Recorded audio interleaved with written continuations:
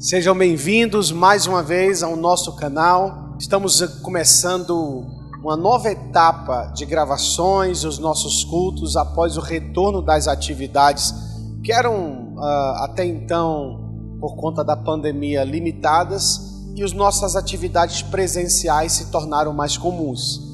O que nos forçou um novo formato para atingir umas novas séries para alcançar as pessoas que de alguma forma não conseguem estar presente fisicamente.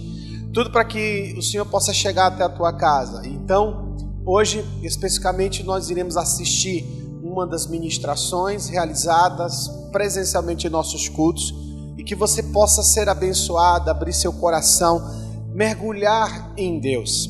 E claro, não posso deixar de convidar a você também para compartilhar esse link, seja lá da forma que você tenha recebido, seja por Zap, seja assistindo o nosso canal, se inscrevendo. Não deixe de se inscrever, comentar, compartilhar, para que outras pessoas também possam ser abençoadas com o que Deus vai falar ao seu coração e ao coração delas. Deus te abençoe. Eu já estou feliz que o irmão disse que se Jesus até usou um jumento para falar com alguém, vai usar o pastor, eu acredito. Oh, glória! Irmão, não a nós, não por nós, mas apesar de nós, ele vem. Repito, não por nós, mas apesar de nós, ele vem.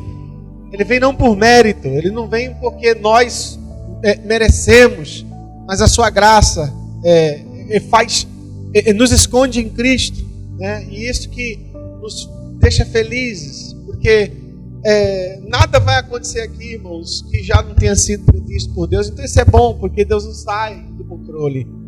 Ainda que você perca o controle das áreas da sua vida, Deus não perde o controle da sua vida, amém? Ele não perde o controle das áreas que para você parecem difíceis, e Ele é especialista em surpreender seu povo. Ele é especialista em surpreender, em trazer do nada tudo, em trazer existência que não existe. Eu quero que Deus hoje, a minha oração, irmão, é que Deus venha incendiar seu coração. Minha oração hoje é que Deus venha pegar você, venha moer você todinho, oh glória! Que Ele seja cura, hoje que Ele traga um bálsamo de Gileade para sarar nossas feridas. Temos vivido um tempo de pessoas feridas emocionalmente, pessoas almáticas, cheias de problemas emocionais, angustiadas. Aquele que não consegue dominar suas emoções será dominado por elas.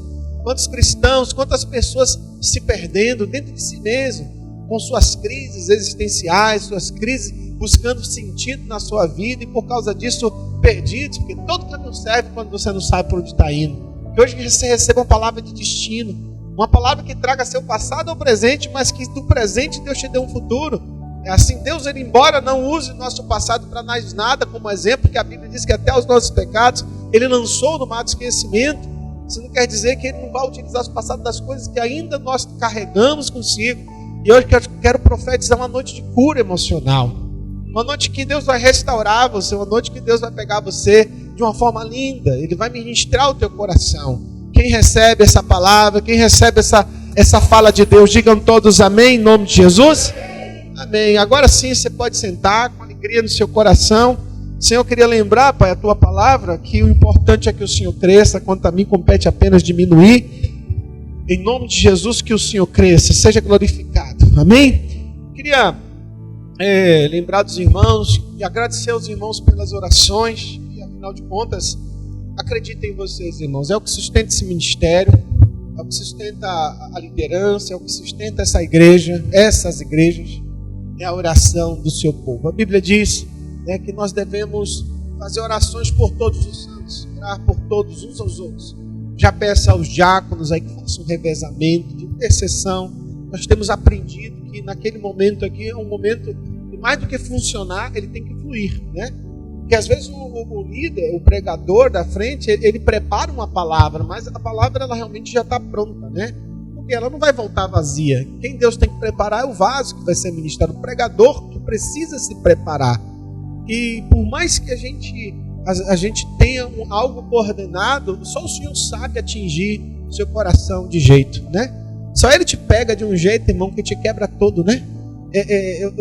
Semana passada eu tive umas experiências internas com o Senhor, no meu TSD, meu tempo a sós com Ele, e descobri que, Senhor, eu estava dizendo para ele que eu estava me sentindo muito distante, né, daquilo que era projetado para mim. E aquilo sinaliza uma sede, porque quando você sente falta de alguma coisa, porque está sedento daquilo, porque você está carente daquilo, você percebe a falta, porque a presença da pessoa já marcou a tua vida. E aí eu fico com aquela sensação, porventura ocupada, a gente está cheio de ativismo, muita rotina, muita coisa na agenda, né? Charles Sindo, em seu livro Intimidade com o Todo-Poderoso, ele diz assim: estamos sofrendo de uma agenda que nos escraviza, que nunca dá espaço para nada. Ele falou essa palavra justamente para mostrarmos que nós somos escravos de nossa própria rotina. E compete a nós a liderarmos a nós mesmos, né? Também tem um grande John Maxwell, ele fala uma palavra assim, de que toda liderança ela começa dentro de si. E você nasceu para ser um líder, mas a maior liderança da sua casa, ela começa dentro de você.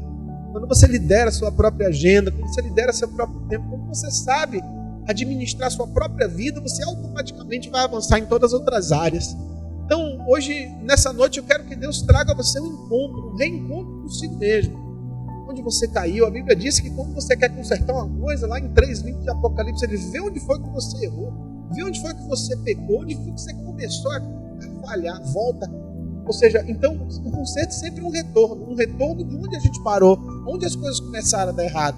O casamento é assim, olha, como foi que nós chegamos nesse mundo? Quando a ficha cai, a gente percebe que as coisas não estão andando bem, a gente tem que parar, refletir, ver onde foi que a gente consertou, precisa consertar. Quando você vai tomar uma ceia, ele diz: examine o homem assim mesmo. Ou seja, volta para trás um pouquinho. Quem é mais antigo vai entender. Rebobina a fita. Rebobina.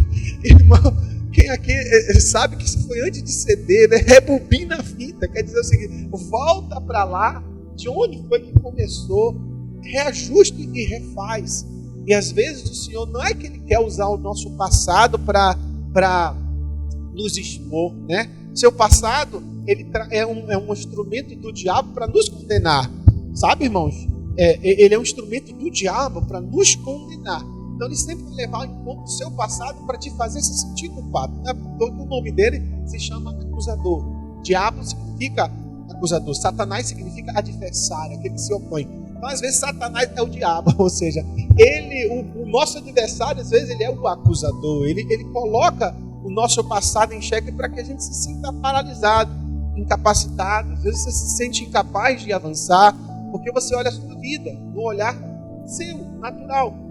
Minha mãe veio de uma baixa renda, eu nunca tive isso, meus pais nunca me deram.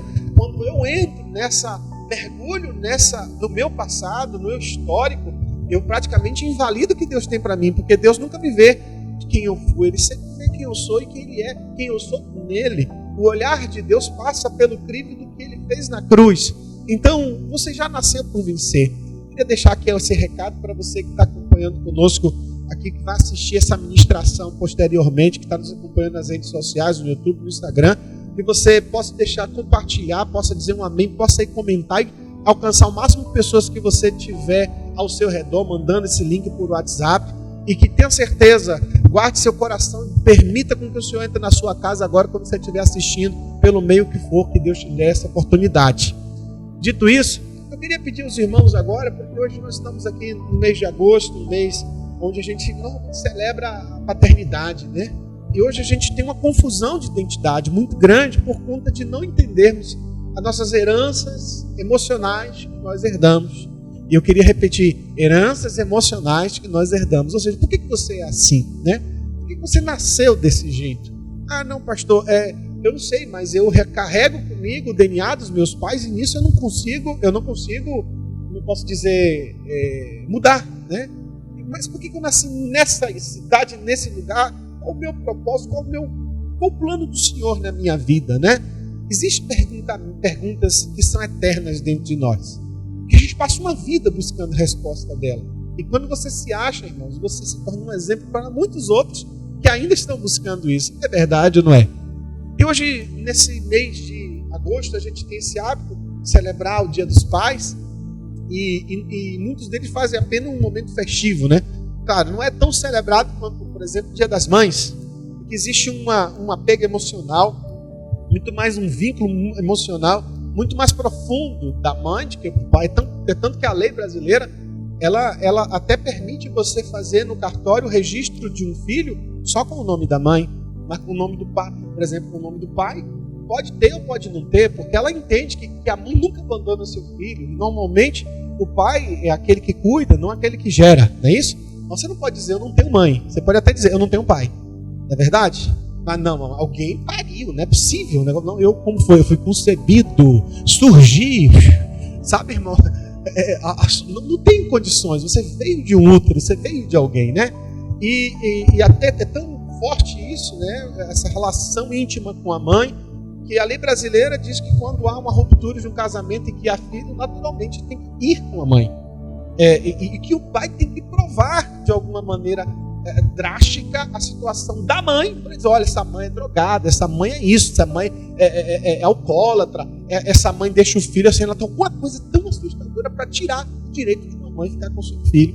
A lei brasileira tem essa análise. Então, sinalizando o seguinte, né, que embora tenha esse contexto de mãe, é tanto que a Bíblia fala que o amor de Deus ele é tão profundo que ainda que uma mãe que guardou seu filho por 9 meses na barriga, se porventura ele vier a rejeitar, o Senhor diz, eu todavia o Senhor nunca te deixarei, eu não te desampararei, sinalizando que o maior amor, se Deus quando vai comparar o amor dele, ele chega a dizer, olha, eu sou maior do que o amor de uma mãe.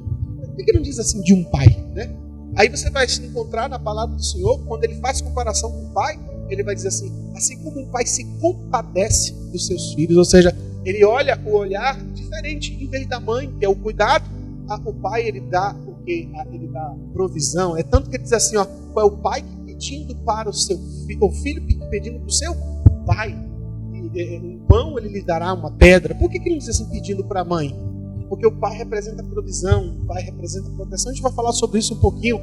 E aí você observa que tanto um quanto o outro nos faz seres humanos completos. E quando você cresce na ausência dessa paternidade ou desse lado materno, isso dá uma disfunção na nossa personalidade, no conceito de vida, no conceito de quem nós somos. Por exemplo, tem pessoas que não conseguem compreender o amor de Deus porque Deus é comparado como pai e não conseguem identificar o amor do seu próprio pai. Então, se ele não consegue entender qual é o amor do seu próprio pai, ele também não vai discernir o amor de Deus para com ele. Então, automaticamente, até a nossa visão do amor de Deus fica confuso. Então, a gente entende Deus como um castigador. Tanto que eu cresci ouvindo meu pai, Deus castiga. Como assim? Deus castiga como? Mas por quê? Então, uma visão distante. A gente até desenvolve uma religiosidade dentro da igreja, porque a gente não entende a paternidade de Deus. Como assim a paternidade de Deus? Como é que você conversa com seu pai?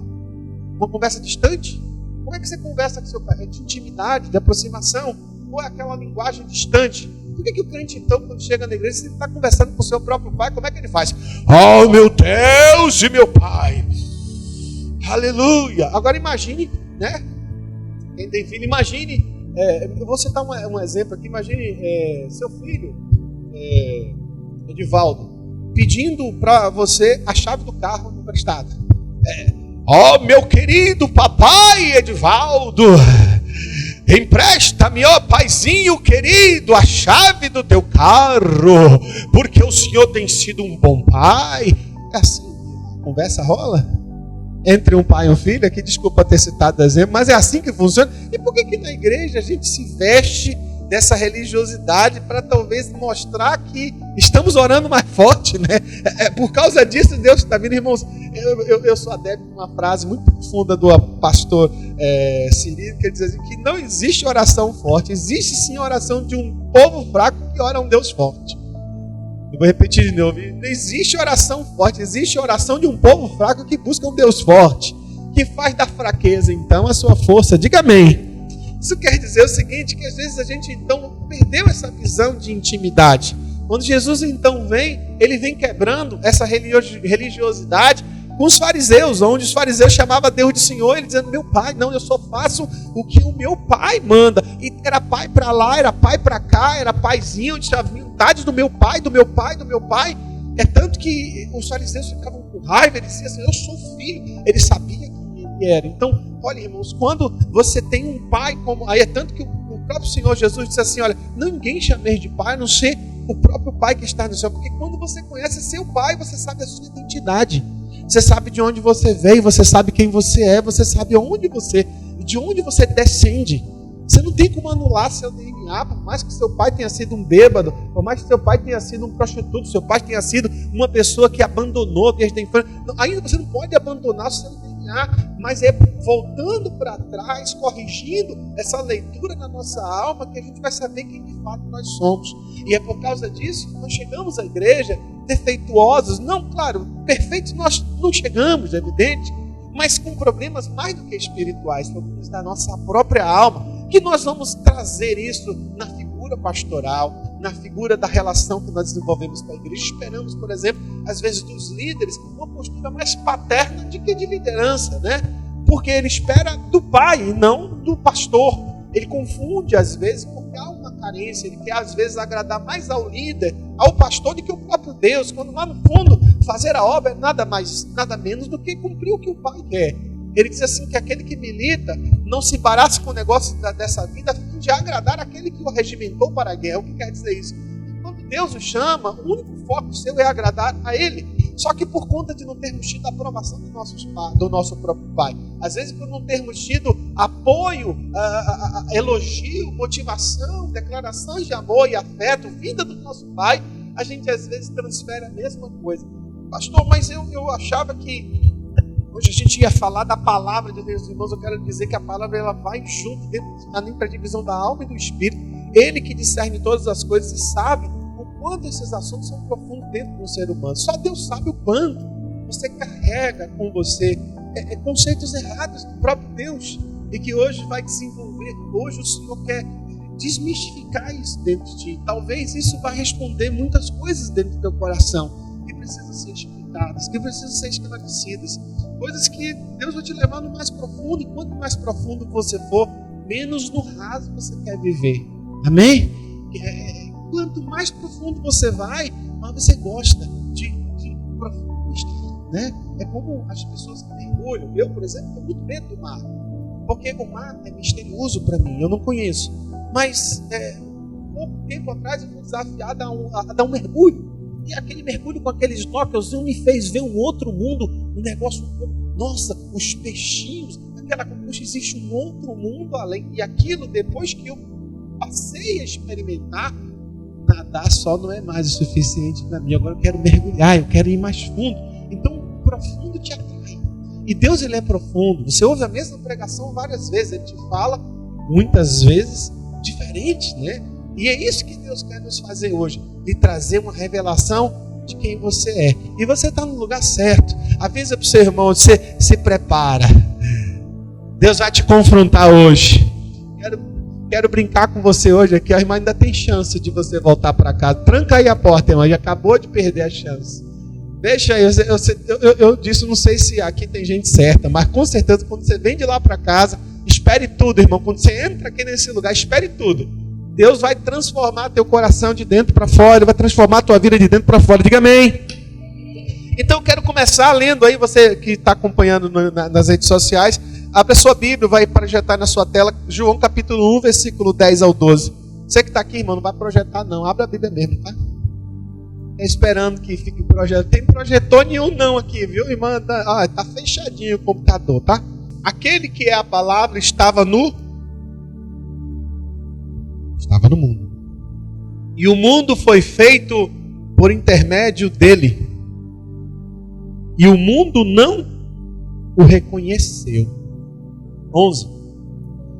Então Jesus veio para o que era seu. Versículo 11. Mas os seus não o...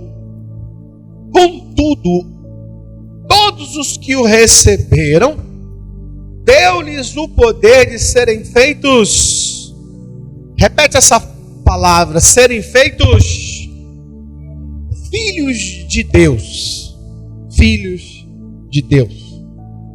Aos que creram no seu nome. Repete essa frase. Aos que creram no seu nome. Então, observa comigo, só confirmando a oração dos irmãos. Espírito Santo, mais uma vez, lembrando que essa palavra é tua. Então, tu que a inspirou aos seus profetas a escrever. Então, nós recorremos a ti. A inspiração, a revelação, o entendimento, a profundidade dela. Então hoje, Senhor, queremos esse encontro. Queremos encontrar a nossa paternidade em Ti. Em nome de Jesus. Os que concordam dizem o quê? Os que ligam na terra dizem que assim seja.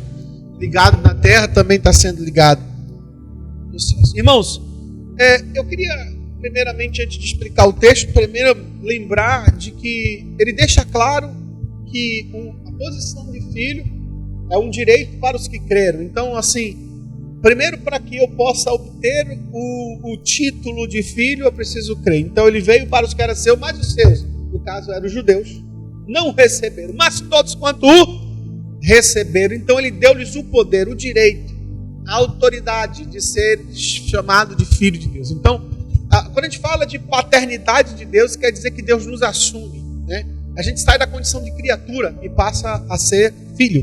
Porque filho, ele tem uma descendência, ele tem um DNA. A Bíblia diz que nós recebemos de Deus a natureza dele. Então, um pouco de Deus está em nós, não que sejamos Deus, mas em via de regra, filhinho de peixe. Peixe não é, né? Em via de regra, normalmente nós puxamos aqueles a quem nós descendemos, evidente. Eu não posso anular, por exemplo, meu DNA, eu não posso anular de quem eu vim. Então, se a Bíblia diz que eu recebo a Cristo como meu Senhor, se eu creio nele e o recebo, aquilo que ele fez na cruz me coloca na condição de filho. Então, embora ele tenha morrido por todos, nem todos recebem a posição de filho, somente os que creram. Então, eu digo hoje que embora ele tenha morrido por todos, mas nem todos receberam. Então, olha, a morte dele não é válida para todos, é só para os que creram. Então, Jesus morreu por quem? Por quem crê. Quem não crê, a morte dele não vai ter validade. Ou seja, aquilo que ele conquistou na cruz não alcança aquele que não crê. Então, a crer em Cristo como seu Senhor. Por isso que a gente pergunta, quem quer receber Jesus como seu Senhor, como seu Salvador? Então, quando eu aceito aquilo que ele fez na cruz, eu me torno filho. Por quê?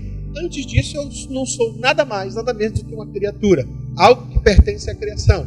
Mas quando nós o recebemos, então recebemos um título, uma posição de filho. Se você ler comigo em Efésios 1:5, quero que você passe aí comigo aí, enquanto está sendo projetado também na tela de você que nos acompanha. Capítulo 1, versículo 5 do livro de Efésios. Quem achou, diga amém.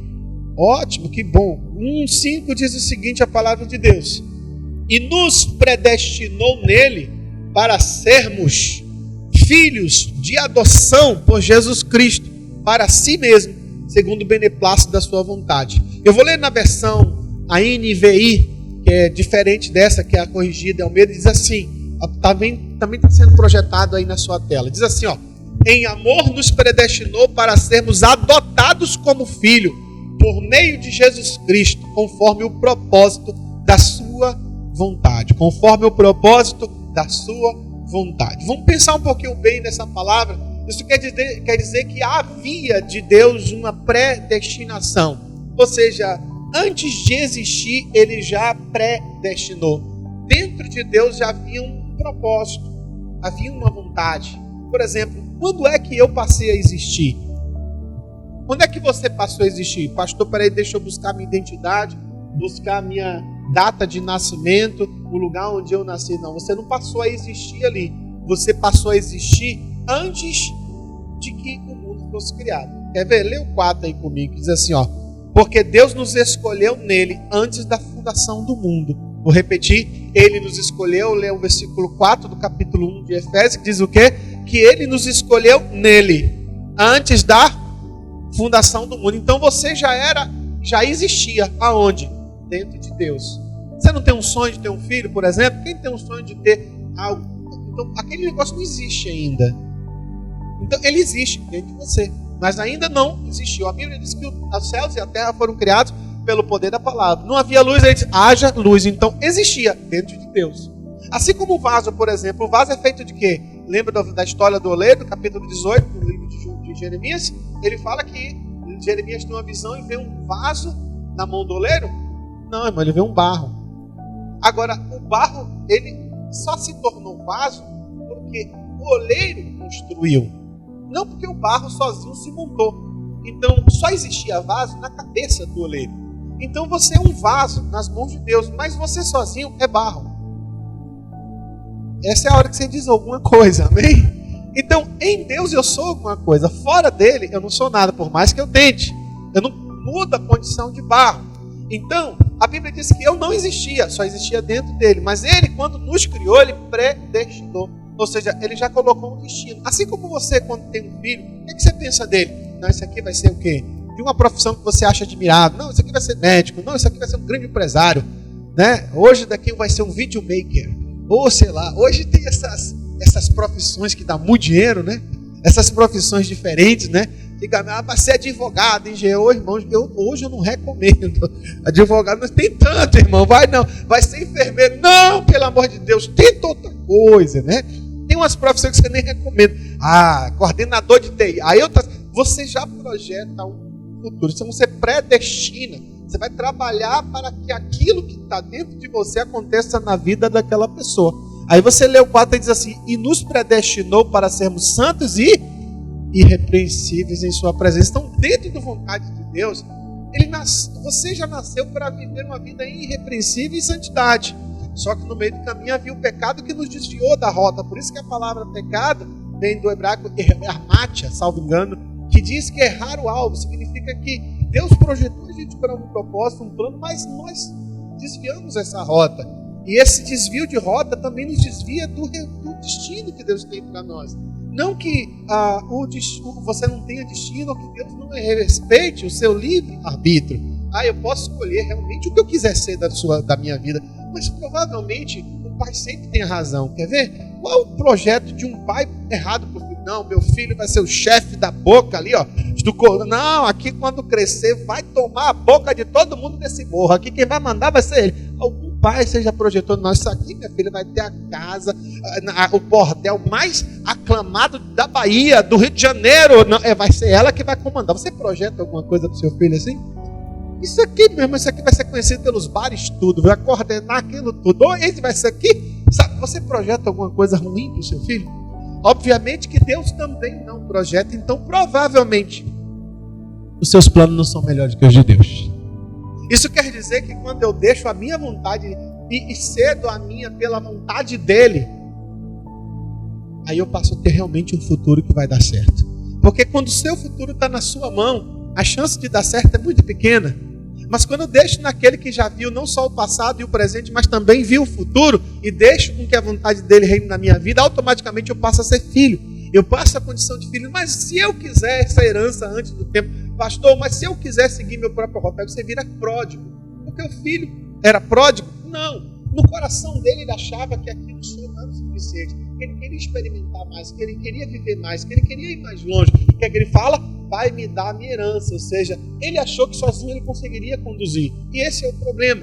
Quando você decide conduzir seu casamento sozinho, quando você decide conduzir sua vida sozinho, sem a direção dele, sem abençoar, sem pedir a permissão, provavelmente a chance, irmão, de dar errado é muito grande. Até para ajudar pessoas, você precisa da direção dele. Quantas pessoas você já ajudou e depois quebrou a cara? Fala, é verdade. Só eu, irmão? Misericórdia. Quantas pessoas você, com o impulso de querer ajudar, acabou quebrando a cara? Fala, é verdade. Então, provavelmente, se eu pedisse uma consultoria ao Senhor, uma direção ao Senhor, Ele que é meu pai, saberia o que é melhor. Mas o problema é que o filho, quando cresce, ele vai achando dono do próprio nariz. Eu nunca entendi isso até eu virar adulto. Meu pai, você não é dono do seu nariz, seu cabeça de camarão. Irmão, primeiro eu só vim descobrir o que o camarão tinha na cabeça com 17 anos. Se eu descobrisse antes, eu teria um trauma. A outra coisa é que realmente os pais, eles sabem, eles se importam muito mais com seus filhos do que qualquer outra pessoa. Então, a Bíblia diz então que ele nos coloca na condição de filho. Esse é o problema. A gente não tem referência do que é ter tido um pai. Por quê? Primeira coisa que eu preciso entender é que há um conflito da nossa geração. Quer ver? Você pode educar os seus filhos de hoje do jeito que os seus pais te cuidaram? Por exemplo, eu sou daquele que se porventura eu passasse na conversa de um e o pai olhasse assim, a mãe olhasse para mim. Alguém já teve essa impressão? Vai fazer isso nos dias de hoje. Papai, não dá certo, porque a geração... Hoje, eu sou da era do CD, né? Antes do CD, irmãos, eu vi a internet nascer, né? Eu não sou tão velho assim, mas eu vi a internet. Quem viu também, levanta a mão, só para não me sentir mal, tá bom? E você tá velho, irmão, tá? É bom saber que não é só eu que estou idoso já, tá? Brincar. Você viu? Internet nasceu. Então, hoje as crianças conseguem ler um livro na internet, em PDF ou qualquer outro tipo de... Se eu por obrigar... Irmãos, não funciona, porque a minha geração não teve isso. Então eu vou ter que fazer alguns ajustes. Então eu já tenho que entender que algumas coisas eu vou ter que ceder, eu vou ter que ajustar para poder me adequar à realidade da minha família, desse tempo que eu estou, para poder alcançar meu filho. Começa pela linguagem. Por quê? Quanto mais quadrado eu for, quanto mais antiquado eu for, mais eu me afasto dos meus filhos, não é verdade? Por exemplo, seu filho te chama, aproveitando, hoje, Edivaldo, você está me inspirando. Seu filho te chama de pai ou coroa? Oh, graça, ainda, né? Porque quem aqui já viu chamar de coroa aí, irmão? E aí, coroa? Pô, peraí que eu vou dar uma coronhada na tua cabeça, né? Tipo assim, vai chamar de... Entendeu, irmãos? Hoje as crianças, então os ajustes que a gente faz, a linguagem, começa por aí, até mesmo para eu me aproximar, porque quando eu me aproximo, automaticamente eu diminuo as distâncias. Então eu evito com que haja brechas, porque quando eu não fizer aquilo, eu não for presente, se eu não educar, se eu não ser professor, se eu não ser um pai treinador, obviamente, adivinha quem vai treinar? O mundo, a escola, que vão influenciar, que vão falar das coisas que é básico que o pai ensine, que a mãe ensine. Mas aí que está o nosso problema. Qual é o nosso maior defeito? É que nós carregamos essa ausência. E por causa disso nós não temos uma identidade, porque essa nossa... 3 coisinhas eu preciso entender hoje aqui. Que a presença... O que Deus quer que a gente compreenda a paternidade dele. Porque quando você entende que tem um pai, 3 coisas é suprida dentro da minha vida. Vou explicar de novo. 3 coisas são supridas na minha vida. Primeiro, o pai representa o quê? Provisão. Repete essa frase. O que um pai representa? Então, quando um pai sai da sua casa, ele faz com que a mãe acumule funções de, além de cuidar, porque a Bíblia diz que a sabedoria, ela está na mulher. Por exemplo, a Bíblia não fala que é com a sabedoria que o marido edifica a sua casa. A Bíblia fala que é com a sabedoria que a mulher edifica a sua casa. Porque a mulher é detalhista. Ela nasceu para cuidar. É tanto que ela consegue fazer muitas coisas, multitarefas ao mesmo tempo. Né? Ela atende o telefone, ela segura o menino para não encostar no fogão e fica mexendo no negócio. É da mulher. Eu não consigo fazer isso, irmão. Se a minha esposa conversar comigo na hora que eu estiver fazendo alguma coisa, eu não consigo. Parece que não dá um treco, dá uma travada. Mulher tem na sua própria natureza essa habilidade de edificar a sua casa. Então, por exemplo, você fala uma coisa para a mulher, ela já viu lá na frente. Entendeu o que eu quero dizer? Quer ver? O filho chega para a mãe, eu vou comprar uma moto. Ela já está pensando no auxílio acidente no dia que vai ter que levar lá para a perícia no INSS. Então já diz, eu quero que você comece a pagar no INSS agora. O cara só veio avisar que ia comprar moto.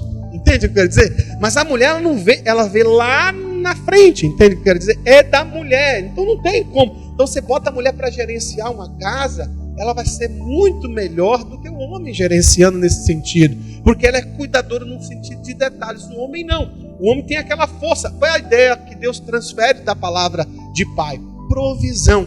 Então ele sempre quis deixar claro que a paternidade dele, que ele é um Deus provedor. E na hora que, porventura, nós temos um pai que é ausente e não provê, ele faz com que a mãe assuma aquela força de trabalho, além de ser cuidadora, sábia, edificar a sua casa, ela tem que também acumular a função de provisão, uma coisa que nunca vai ser substituída. Por isso, então, que a gente cresce, irmãos, muitas vezes desamparado. Por que hoje você vai encontrar tanto adolescente jovem, irmão, preguiçoso? Porque ele cresceu com uma mãe que faz tudo, então ele vai querer casar com uma mulher que faça tudo. Ninguém amarra não, irmão, ninguém repreende isso não. Então, eu preciso quebrar. Então, a ausência paterna já desfez ali aquela visão, aquela provisão, aquela ideia de que um pai provê. Então ele não vai conseguir ser um pai provedor. Ele não vai se incomodar, por exemplo, de ver a sua esposa trabalhar e ficar lá, irmãos, de perna para cima, fazendo, sabe, irmão, com aquela relação íntima entre o sofá e o casamento. Você sabe que a relação vira 3, né? Quando o marido está desempregado. Uma relação entre ele, a esposa e o sofá.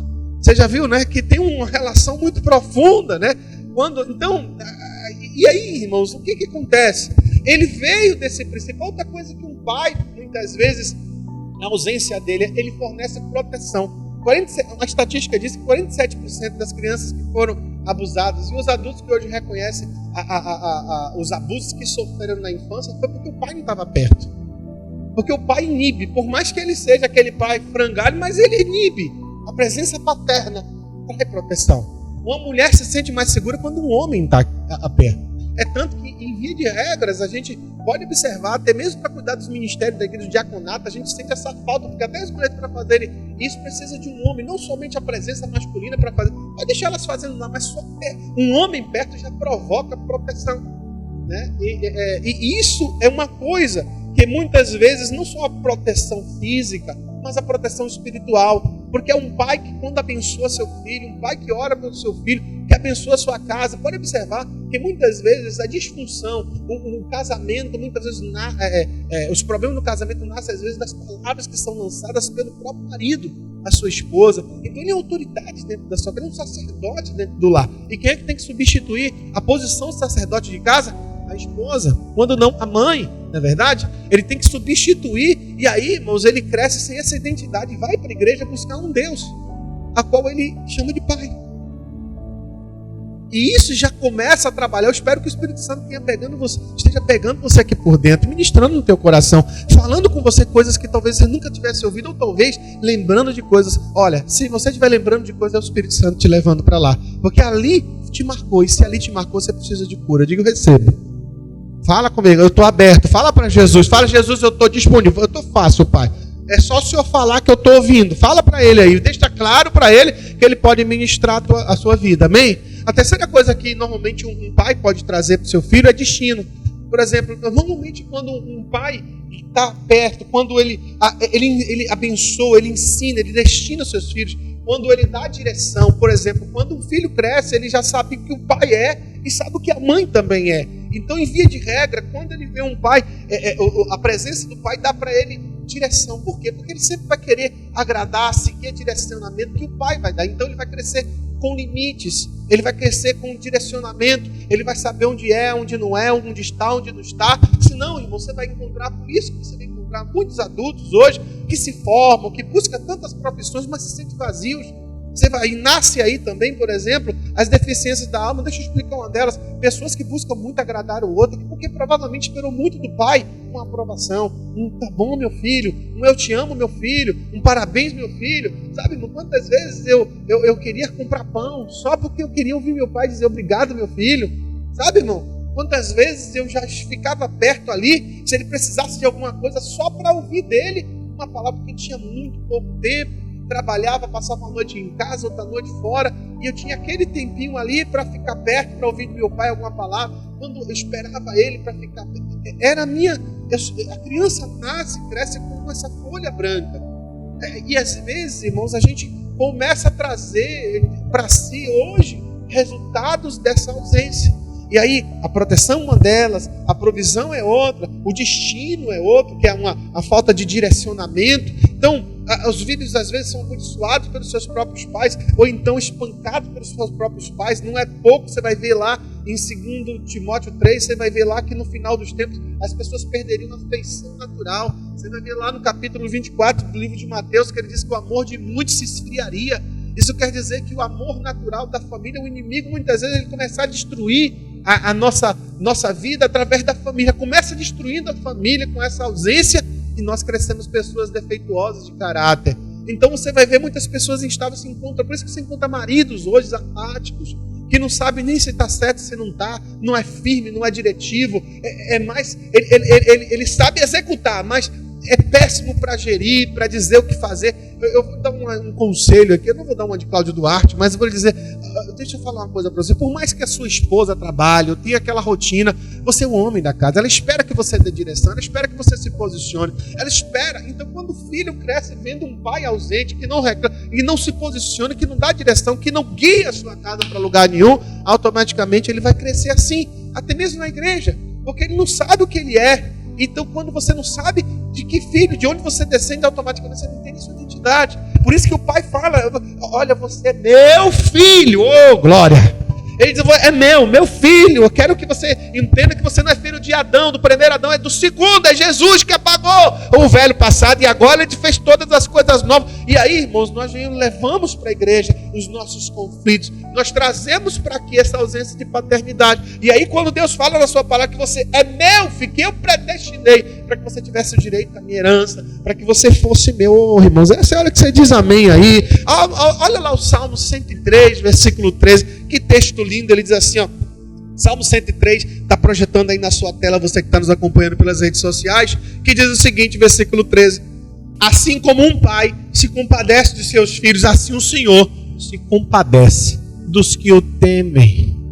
Ô irmão, deixa eu ler de novo. Assim como um pai se compadece dos seus filhos, assim o Senhor se compadece daqueles que o temem. Ou seja, observa que ele deixa claro aqui para nós que a postura dele é paterna, é que a gente deve tratá-lo como um pai, né? A gente tem que entendê-lo como um pai. Mas como um pai se compadece de seus filhos, assim o Senhor. O que quer dizer compadecer? Se você ler na NVI, você vai achar lá compaixão, né?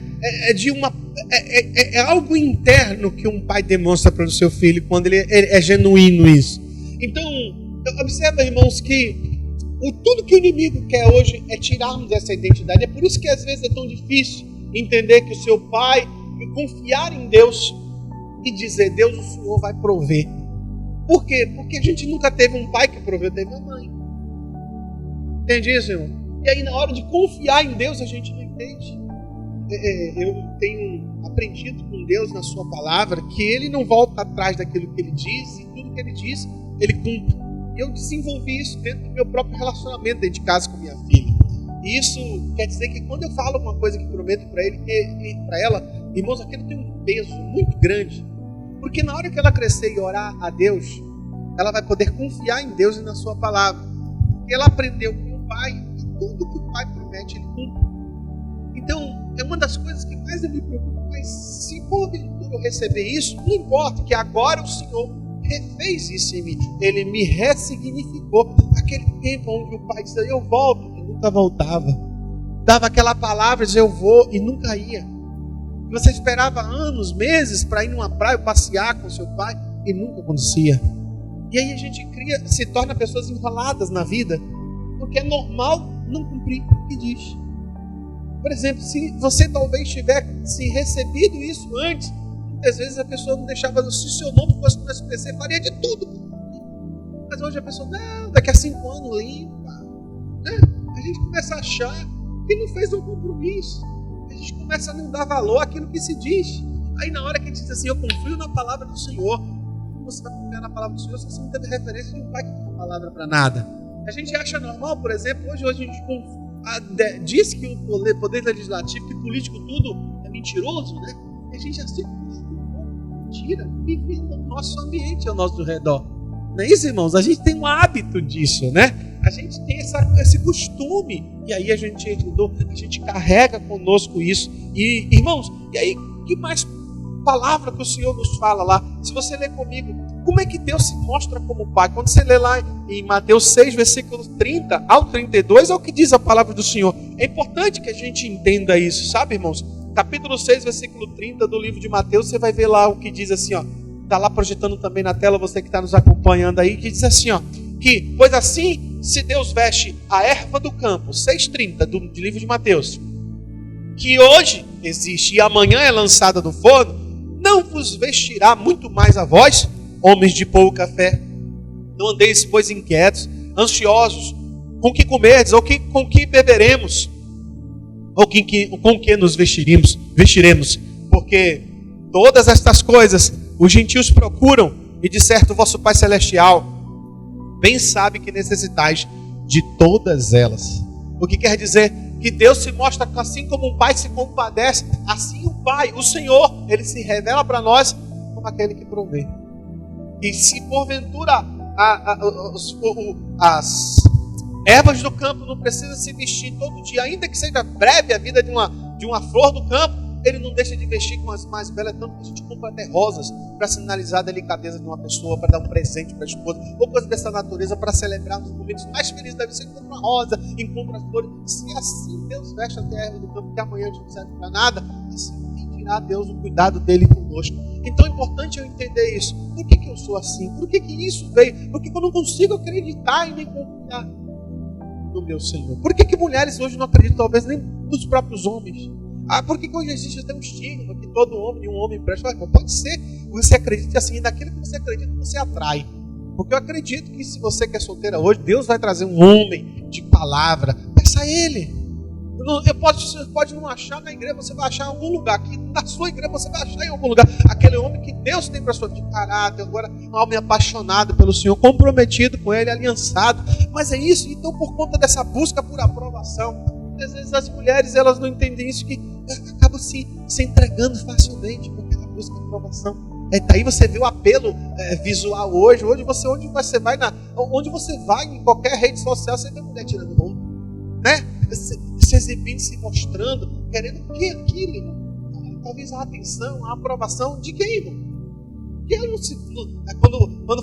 Quando qualquer coisa relativa a essa pessoa se mostra, talvez ela não esteja buscando a apreciação de um, mas talvez o próprio pai. Talvez a ausência deles, é isso que temos pautado a nossa vida. Queridos, eu queria declarar que hoje será uma noite de cura para o teu coração. Diga amém. Então, observe que também quando a pessoa cresce sem a visão paterna, ela cresce sem limites. Observe Hebreus capítulo 12, versículo 7, que ele diz assim, Hebreus, está sendo projetado na tela também, 12, versículo 7 do livro de Hebreus, ele diz o seguinte, a palavra do Senhor, que se suportais a correção, Deus vos trata como filhos. Porque quem há a quem o Pai não corrija? Todo mundo entendeu? Se porventura há correção, há limites. Se você não dá limites, você não dá correção, você não põe limites. Ele nunca vai saber. Porque filho está sempre nos testando. Você diz para ele, não pode. Na cabeça dele, ele não pode até que ponto? Aí ele vai testando. Qual o limite dele? A surra. Se bem que tem gente que, né, irmãos? Mas quando ele vai testando a gente, até ver a paciência da pessoa onde vai, né? Quando ele descobre que aquele não é bem um não, automaticamente ali ele já consegue, ele vai até aquele limite. Criança, a pessoa tem essa questão, mas as pessoas desenvolvem isso, que o pai coloca esse limite. Né? Lá em casa eu sou a lei, minha esposa é a graça, né? Quando chega, quer carinho, vai para a mãe. Quer orientação, vem com o pai. É uma loucura. Tem aquele hábito lá. Como só temos uma. E aí, quando ela quer perguntar coisa, ela vai conversar. Eu explico para ela. Aquela com mais na hora de corrigir. Aí a mãe diz, amor, vem ver o que a Sara está fazendo. Peraí, você não está vendo aí? E por que tem que chamar o marido para poder fazer a correção? É porque a minha presença vai provocar mais respeito? Aí já tem aquele hábito, né? Aí eu sou o algoz, né? O carrasco lá em casa. Mas assim, aí eu fico reclamando, na hora de você me abraçar, você quer abraçar sua mãe. Aí você, vamos corrigir esse negócio aí que tem algum desequilíbrio, assim, mas ela já entendeu dentro de casa que tem um limite, mas a gente cresce sem limite. Por quê? Por isso que foi feita uma pesquisa, inclusive, em um estudioso, não sei se é americano, um instituto grande, fez umas pesquisas sobre pais delinquentes de filhos, que a pessoa que estava presa, mas os filhos estavam soltos, e fizeram essas pesquisas para descobrir qual era a opinião deles sobre os pais. E acredite, irmãos, de 10 crianças que foram perguntados se o pai estava certo ou não, o que o pai tinha feito, se sabia do que estava acontecendo com o pai, se aquilo que ele fez foi errado ou não, 8 das 10 acharam que ele estava errado, que ele não estava errado. Mas como? É porque ele viu aquilo dentro de casa como exemplo, que aquilo era o normal, o ambiente dele formatou a mente. Então quando ele vai crescendo, ele vai achar que aquilo também é normal, porque não teve um limite dentro do exemplo que foi dado dentro de casa. Então a gente educa, o que a gente recebe, irmãos? Proteção, direção, a gente também recebe limites, a gente também recebe destino. Olha, 4 coisas que a gente precisa entender, que a presença ou a ausência do pai pode causar essa deficiência em nós. E quando nós chegamos aqui, eu tenho que me perguntar, eu tenho que me questionar, eu tenho que me avaliar. Por que eu sou assim? Você não tem como fugir disso. O fruto não cai nunca longe, não tão longe do pé, né?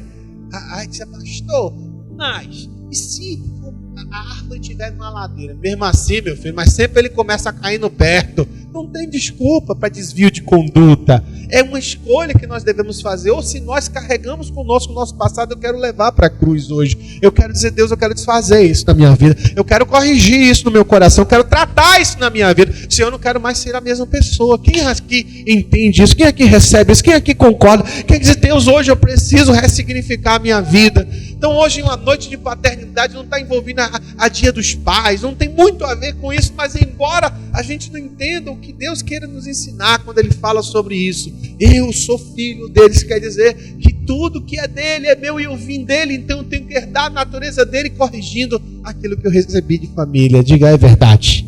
Quem concorda comigo, quem recebe essa palavra de Deus mais uma vez, diz amém. Dá uma salva de palmas ao Senhor hoje aqui. Ô, glória!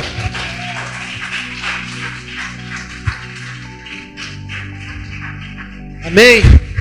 Já para encerrarmos a nossa fala de hoje, irmãos, eu teria muitos textos para poder encerrar aqui, mas uma das coisas que eu preciso destacar é que quando então nasce um filho, nasce uma responsabilidade. Então aquele que adquire, então às vezes a pessoa, por exemplo, que o seu próprio pai não entendeu isso desde cedo. Por quê? É responsabilidade do pai proteger, é responsabilidade do pai dar direção, dar limite, mas a pessoa nunca dá aquilo que ela não recebe. Talvez seja isso que hoje atrapalha até mesmo você de assumir compromisso. Tem pais que hoje são assim, tipo assim, ele quer viver como solteiro, mesmo sendo casado, você entende, irmão? Porque ele não consegue compreender que nasceu uma responsabilidade no casamento, porque ele nunca viu isso. Ele nunca teve limites para entender essas coisas, e às vezes a gente acha que a pessoa é assim, não tem, irmãos, algo precisa ser trabalhado no passado, na vida dessa pessoa. Eu tenho certeza que hoje o Senhor tem te falado ao seu coração, que Ele vai falar ao teu coração. Você que nos assiste aí, que se o Espírito Santo de Deus, eu peço a Ele agora, para que Ele ministre, Ele mostre as coisas do seu passado que estão lhe travando, que estão lhe impedindo de mergulhar e crescer mais em Deus. E hoje que Ele traga cura à tua vida. E você que está aqui conosco agora, quero que você peça a Deus, Deus, me resgata, Senhor, resgata de mim mesmo. Traz cura para a minha própria alma, Senhor, que eu seja o primeiro a ser atingido pela Tua palavra, porque eu não quero ser assim, eu não quero mais conduzir minha vida, eu não quero pensar mais assim, eu não quero agir. Observa que a Bíblia fala lá em Gálatas 4:7, olha que palavra linda, que Ele nos coloca assim: você não é mais escravo, mas filho, e por filho Deus também o tornou herdeiro. Que aqui o povo de Israel, ele embora tivesse sido resgatado, a mente deles continuava como escravo e não como filho. Por isso que tinha tanta murmuração, sabe, irmão? Tanta insatisfação, tanta infelicidade, porque a mentalidade do povo de Israel ainda era escravo. E Deus estava querendo, olha, vocês são filhos. E hoje Deus quer mudar essa mentalidade. Uma mentalidade de escravo, uma mentalidade de gente que vive no passado. Não, eu preciso tratar meu passado, porque agora eu estou liberto. Eu fui curado, eu fui restaurado. E assim o Senhor vai fazer na nossa vida hoje, em nome de Jesus. Em nome de Jesus, diga amém. Então, e por fim, o inimigo, irmão, tem tirado dessa nossa geração esse senso de paternidade. E é por causa disso que a gente às vezes não consegue viver um relacionamento mais profundo com Deus. Porque a gente não tem nenhum relacionamento de conversa, de intimidade com nossos próprios pais ou com o nosso próprio pai. E hoje eu quero que Deus quebre isso. E se você ler lá e para concluir, Apocalipse 21:7 diz o seguinte, a palavra de Deus: e o vencedor herdará tudo isso e isto. E repito, e serei o seu Deus e ele será meu filho. Parabéns você que acompanhou conosco até o final dessa palavra, ficou até o fim. Gostaria agora que você também passeasse na nossa playlist, também nos nossos outras séries que foram ministradas, acompanhando conosco. Recentemente tivemos uma série de treinamento de obreiros, de capacitação, desenvolvendo o seu ministério. Esse é o tema da série, onde você lá vai receber uma série de ministrações e palavras muito poderosas. Convidamos também para passear, temos a Escola de Profetas, a classe Nova Vida, que estaremos repaginando para você se envolver, participar e receber de Deus. Deus te abençoe e até a próxima.